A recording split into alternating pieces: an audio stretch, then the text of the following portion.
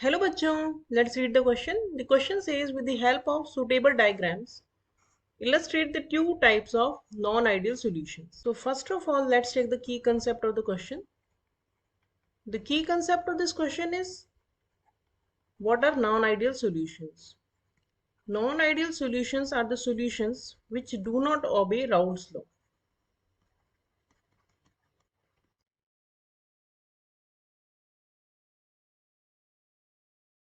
Raoult's law क्या होता है? राउल्ट्स लॉ जो होता है वो कहता है कि अगर हम मिक्स कर रहे हैं एक सॉल्यूट को सॉल्वेंट के अंदर, तो जो टोटल प्रेशर होता है सॉल्यूशन का, it is equals to partial pressure of both the component का सम करके आना चाहिए। यानी कि पार्शियल प्रेशर ए का क्या होगा, P A zero into X A, और पार्शियल प्रेशर बी कंपोनेंट का होगा P B zero into X B. तो दिस इज राउल्ट्स लॉ।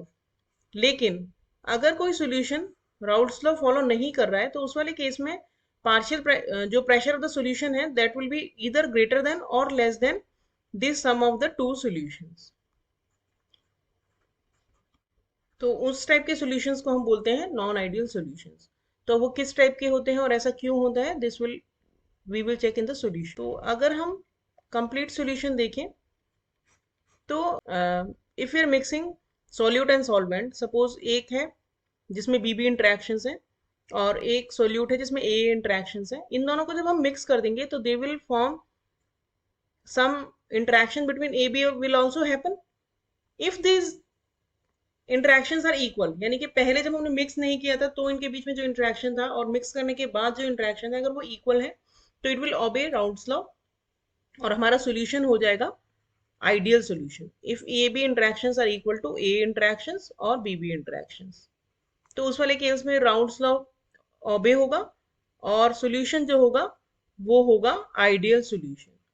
लेकिन अगर ऐसा नहीं हो तो क्या होता है, तो दो पॉसिबिलिटी है। सपोज ए और बी बी इंटरेक्शन जो है वो ज्यादा है ए बी इंटरेक्शन से, यानी पहले इंटरेक्शन ज्यादा था और जब हमने उनको ऐड कर दिया, मिक्स कर दिया, तो अब इंटरेक्शन कम हो गया है दोनों को मिक्स करने से। अगर उनके बीच में इंटरेक्शन कम हो गया है तो it is easy for them to make vapour, more vapour. अगर ज्यादा क्योंकि उनके बीच में अगर इंटरेक्शन नहीं है तो they will easily go in the vapour phase, और वेपर फेज में अगर वो जाएंगे तो उनका वेपर ज्यादा बनेगा तो वेपर प्रेशर ज्यादा होगा। यानी कि जो वेपर प्रेशर अब जो होगा that will be higher than the vapour pressure expected by the Raoult's law. तो इसको हम बोलते हैं positive deviation from Raoult's law.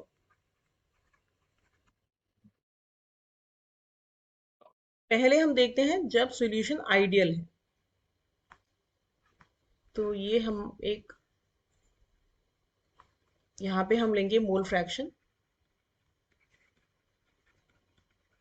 और यहाँ पे हम लेंगे वेपर प्रेशर। हम स्टार्ट कर रहे हैं जब हमारे पास सिर्फ सॉल्वेंट ही है, we are not adding any solute. तो सॉल्वेंट के जो मोल फ्रैक्शन है वो 1 हो गया। तो यहाँ पे जो प्रेशर होगा दैट विल, यहाँ पे जो प्रेशर होगा that will only due to this solvent, और ये इक्वल हो जाएगा vapour pressure of the pure solvent, क्योंकि है ही हमारे पास सिर्फ सॉल्वेंट। जैसे जैसे टाइम बीतेगा और मोल फ्रैक्शन ऑफ, यहाँ पे मोल फ्रैक्शन ऑफ बी जो है वो इंक्रीज हो रहे हैं, सॉल्वेंट सॉल्यूट हम ऐड कर रहे हैं, तो सॉल्यूट ऐड कर रहे हैं तो मोल फ्रैक्शन ऑफ बी जैसे जैसे ऐड होगा, शुरू में यहाँ पे vapour pressure due to solute zero होगा, लेकिन विद टाइम जो सॉल्यूट है उसकी वजह से जो वेपर प्रेशर है दैट विल स्टार्ट इंक्रीजिंग। तो ये पहुंच जाएगा एंड में जब एक्स बी के सॉल्यूट 1 हो गए और एक्स ए सॉल्वेंट के 0 हो गए, तो उस टाइम पे मैक्सिमम वेपर प्रेशर जो होगा वो होगा due to the presence of solute, और वो इक्वल टू होगा सॉल्यूट के वेपर प्रेशर के। और जैसे जैसे हम सॉल्यूट ऐड करते जाएंगे सॉल्वेंट की वजह से जो वेपर प्रेशर है that will keep on decreasing, और ये इतना हो जाएगा। और जो टोटल वेपर प्रेशर सॉल्यूशन का होगा that will be equal to the sum of both the pressures PA0 into XA plus PB0 XB. This is showing partial pressure of B, that means XB and PB0 का multiplication, and this line is showing partial pressure of A which is PA0 into XA. ये होता है in the case of ideal solution. अब हम दूसरा case देखें जब हमारा पॉजिटिव डेविएशन हो रहा है नॉर्मल से। तो पॉजिटिव डेविएशन के केस में क्या होता है, यहाँ पे आप एक्स ए 1 है, एक्स बी 0 है, यहाँ पे एक्स बी हमारा 1 हो गया और एक्स ए 0 हो गया। तो नॉर्मल केस में यहाँ से हम स्टार्ट करेंगे पी ए 0 से और ये कम होता चला जाएगा,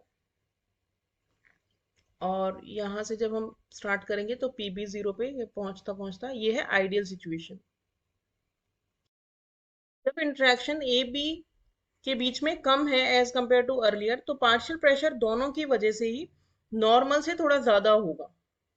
जब नॉर्मल हम इस आइडियल लाइन से कर रहे थे कैलकुलेट, जो कि हमारा होना चाहिए था पी ए 0 इंटू एक्स ए, लेकिन उससे एक्सपेक्टेड से ज्यादा होता है। This is the real situation and this is the ideal situation.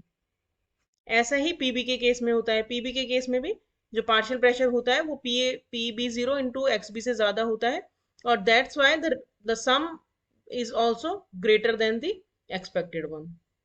तो यानी कि जो पार्शियल प्रेशर दोनों के एडिशन से ज्यादा आता है हमारे पास। So this is known as positive deviation from Raoult's law. और नेगेटिव डेविएशन में क्या होगा, suppose A B interaction is higher as compare to A interaction and B B interaction.